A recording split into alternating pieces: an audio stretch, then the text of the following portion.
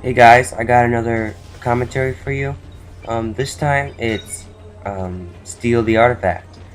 This is probably my favorite free-for-all mode, and might be overall. Um, I think it's because it involves a lot of running, and I think free running is one of my strengths, so it's pretty much why I like this one. Anyway, I guess I'll just talk about the game this time. Uh, Maybe offer a few tips on it. Anyway, the thing with Steal the Artifact is very fast-paced, especially when you're the artifact stealer. So I usually run decoy and bodyguard, other than stunning abilities, because once you take the time to stun, the rest of the everybody else in the game will crowd around you, and you can't really stun the whole team. It's a lot better to use a decoy and a bodyguard, hope the bodyguard gets somebody, and the decoy can run off and maybe trick a couple people. And usually it does, because people in Steal the Artifact, they don't generally go for silent kills, they just rush after, get the kill, and that's pretty much how you're supposed to play this game.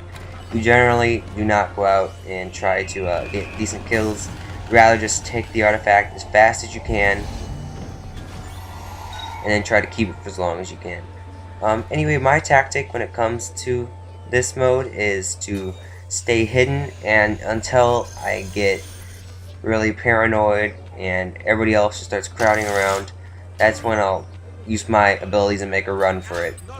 Yeah, and that's pretty much it. You just have to focus on killing the artifact stealers as quickly as possible, so you can take the time. You just want to rack up as much time as you can with the artifact.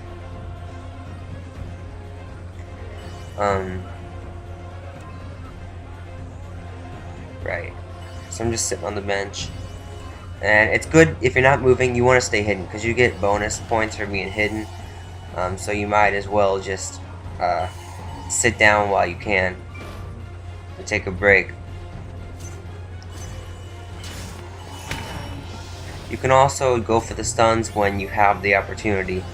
You don't really want to drop a smoke bomb and try to go stun as many people when you can when you got the whole lobby breathing down your neck. But rather, like if you can trap one guy alone, and he's obviously alone, and there's no way anyone else could possibly come over and intercept you. Yeah, that was kind of a stupid move there. I have a tendency to go for stuns way too often, and that often results in death.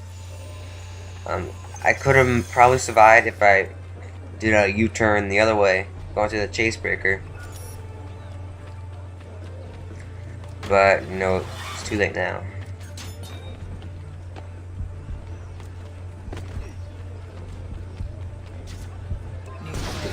Yeah, so, yeah, basically in this mode, you just want to take the artifact and hide with it,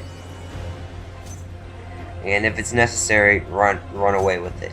But the thing is, when you're running, it will broadcast your location to everybody else, so it makes you an easier target. But it's kind of necessary when it's no point in staying in the blend group when everybody's around you. It's pretty much death. You might as well take a mad dash and hope you can get away.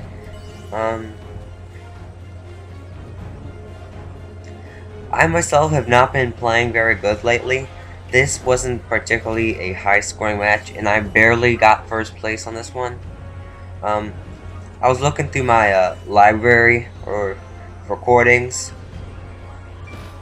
and I've scored so many games with exactly 5,150 points. It was like literally that. There was like 5 games that had that exact score. I think it's trying to tell me something, but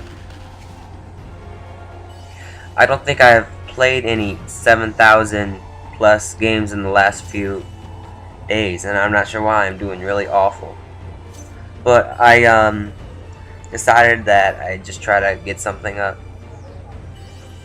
You know, it's not really always a score, it's rather just your technique and how you execute it.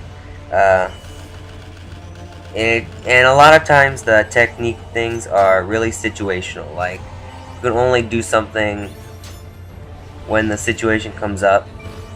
And I think lately I haven't been a lot of haven't had a lot of convenient situations for me.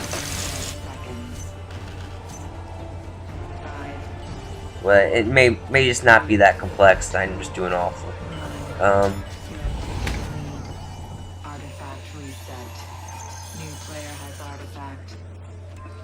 Right, so I just stole the artifact there, and that's basically the goal in this mode. You just want to hold it long enough so you can literally steal it, and you get 400 points for that.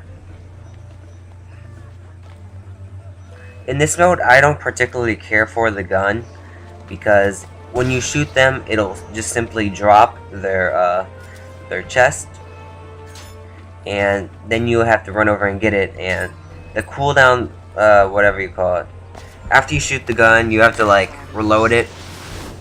Yeah, and that cooldown can really let somebody else come over and take your chest of the person you shot. So that's why I don't really care for this. And I find killing these targets really easy. Killing artifact holders can be not that challenging, so I generally take abilities that will help me when I'm on the defensive side instead of the offensive side.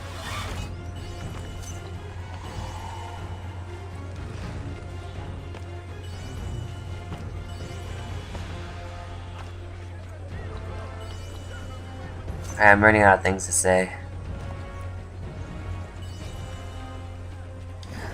So anyway, I'm thinking about putting up an assassinate match, but thing is, I hate that mode. I can do good at it sometimes, but I don't like it because it's a mode where lag really affects it. Like, it would have a bigger impact in assassinate than wanted. Like, for example, all the locking, it can, the slightest bit of lag can make the situation unfair. But I guess that's just part of the game. But I have, in Wanted, for example, I am really a lot more pleased that it seems like roofing has been cut down a lot. Maybe it's just the new players, or they just realized it was an awful tactic, but I doubt it was the latter. But Ubisoft, they really did put in more things to make it anti-roof, and more biased towards getting the silent kills, which the game is supposed to be about. Like, I think you get 150 for discreet, and it's 250 for silent. I'm not completely sure. And you get like 300 for a drop kill or a hidden one. Somebody could elaborate on that. I'm not completely sure. But personally, I think the game is a lot more. It's a lot more going to what I think Assassin's Creed multiplayer should be like. But there's a couple things that I really wish would have came back in Brotherhood. I really miss some of the personas, because I went back and I watched some of my old Brotherhood videos, and I just love, they're all colorful and, unique, but a lot of them look the same in this one. Like, the courtesan looks pretty similar to the one lady that came out in the DLC characters thing. I don't know what her name is, but they look pretty like, she has the hat, and I always get confused between the two. And same goes for the knight and the other dude that came out with that DLC. And the characters, they're nice, but they just look too alike. There's not that many differences. They're too subtle, I guess. I really miss the the flashy Harlequins and stuff like that. Hopefully they'll bring back a few more of the Brotherhood personas in the future. anyway, this match is coming to an end. I hope you enjoyed it. Make sure to like, subscribe, favorite, anything at all would help. So thanks for your support, and I guess I'll see you next time.